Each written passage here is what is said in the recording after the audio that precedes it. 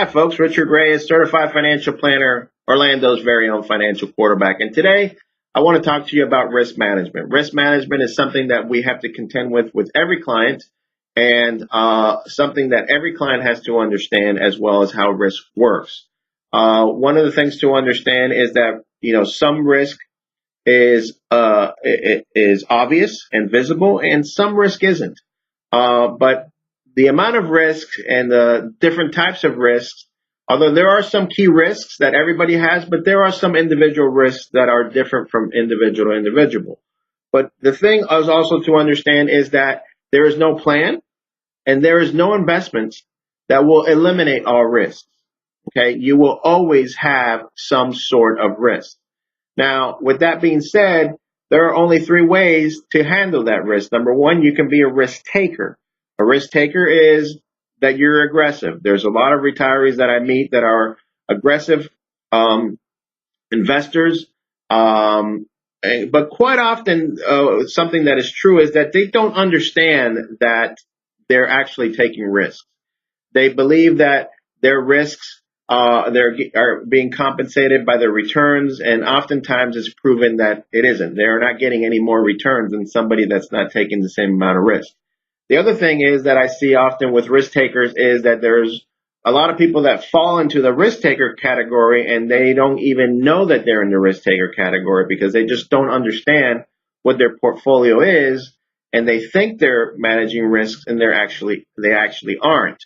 On this side of the equation is what's called the risk avoider. A risk avoider is obvious. That's the person that says, or the retiree that says, come hell or high water, this is where I want to be. No losses, no this, no that, no other. So the risk taker and the risk avoider, they both have to understand that they're both taking a lot of risks. The risk taker is taking a lot of risk because there's a lot of uncertainty in what they're doing. The risk avoider is taking a lot of risk because there might not be a lot of uncertainty in what they're doing, but there's not a lot of flexibility in what they're doing. So they can get themselves into trouble down the road with a variety of different things, and their portfolio is not that flexible in order to take care of those risks. So as a financial advisor, what I have to do is make you a risk manager and help you with the risk management. And how do we do that?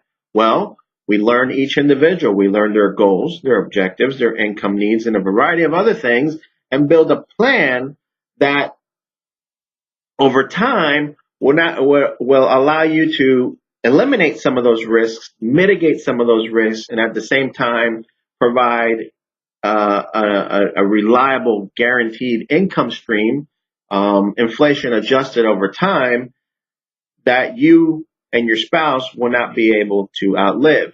Now, interesting enough, this approach, risk management approach, actually, again, decreases risk over time and does provide a more reliable, consistent, and higher income stream than the risk taker and the risk avoider.